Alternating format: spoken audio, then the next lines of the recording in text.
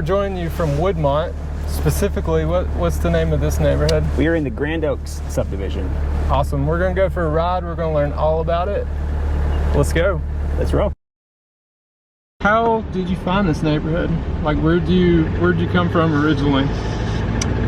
We were originally living in Florida. We have some family and friends, and this area of Georgia's always had a special place in our heart. So we were kind of scoping around what part of the county, first which county we were going to live in. Then we really settled on Cherokee County for a lot of reasons. We're close to the mountains, nice winters, not too hot of summers. I love the terrain up here. You know, it's hilly and curvy. And, but we were first looking south of the county in the Woodstock area. Love that area. And then we were looking towards the north end of the county and just happened to find the right house and the right floor plan. And the missus wanted a white kitchen, so that was a must-have. I have 4 kids, so 4 kids. One of my things is I was like, we should get a bedroom for each of the kids. That was kind of a promise I'd made to them. So I needed a big house. Yep. And yeah, it was somewhat accidental that we just found the house here, and then we started learning more about the neighborhood and this Woodmont area of the county, and it was like, this is good. Over here we have a swimming pool and a playground. Let's see. And a clubhouse. I don't know if you can see, just over the crest of the hill is the tennis courts. And the tennis courts. And we've got our playground over here. It's nice and shady on the playground, so that's pretty awesome for smaller kids. So this whole area of the county is kind of referred to as the Woodmont area. And then in particular, this neighborhood is Grand Oaks, which is a separate subdivision that backs right up to Woodmont. So this clubhouse and the pool and tennis is exclusive to Grand Oaks only. And Grand Oaks has like about 70, I think 72 homes to be exact. Woodmont is much larger. Like, I think there's 900 to 1,000 houses in all of Woodmont. And they've got the golf course, which is huge. Yep. I'm not a golfer, but I just love living around golf communities. It's got a cool vibe to it. But then they also have a big clubhouse that's fully staffed. It's got a restaurant, it's got a bar in it, you know, it's got a I'm not a golfer. What do they call the shop that golfers go into? Pro shop. Pro shop. I knew that. Okay, that's on the tip of my tongue. Yeah, so they've got a good pro shop and actually a really good restaurant that they serve some really great food at. Pretty decent bar that's in there. Very cool. I'm not a golfer, but I just love being able to drive up and down this road every single day coming to my home. It's super pretty. Where do y'all go shopping at? Like, where's the closest grocery store? So in this area, the nearest grocery store is a Kroger. Okay. And I'm happy to say it has a Starbucks in it.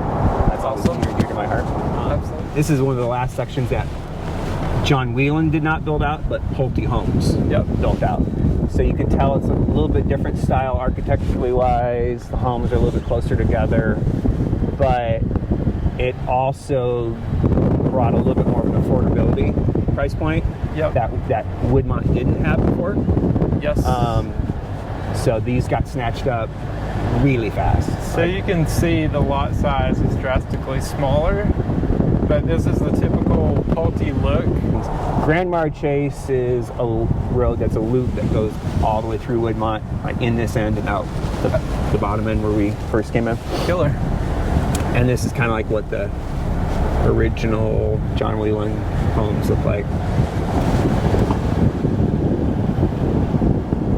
So just because it was started around 2000, a lot of these homes are in that 15 to 18, 20 year range. Yep.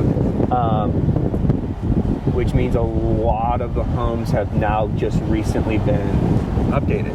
Right. People have redone their kitchens and bathrooms and roofs and painting and stuff like that. So Right. Looks like those guys got their own little pool back there.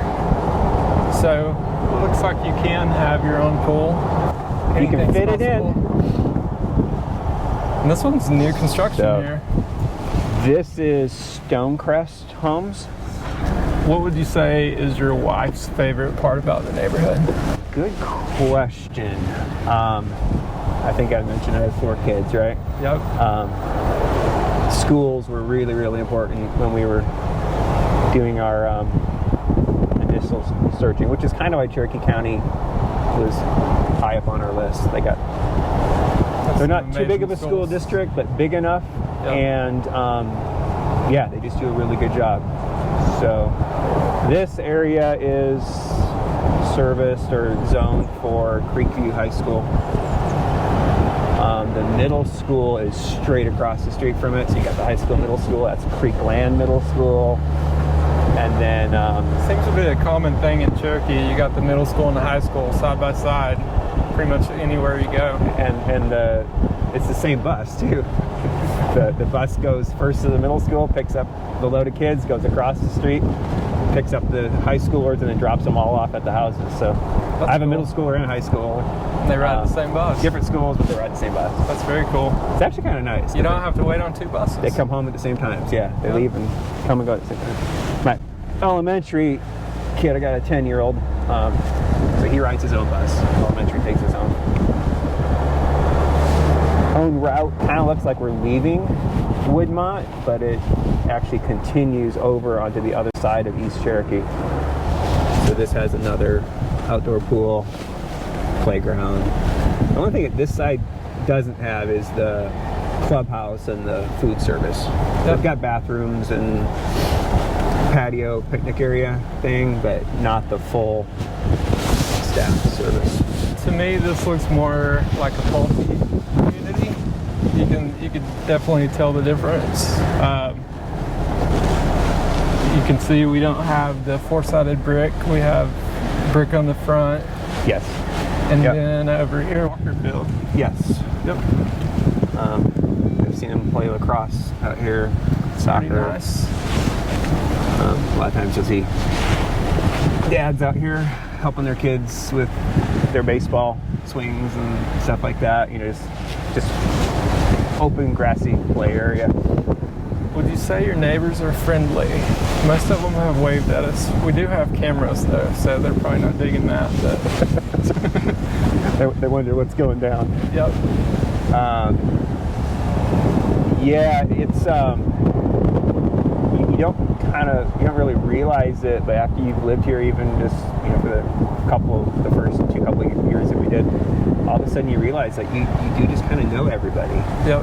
Everyone knows the other person, and that's awesome.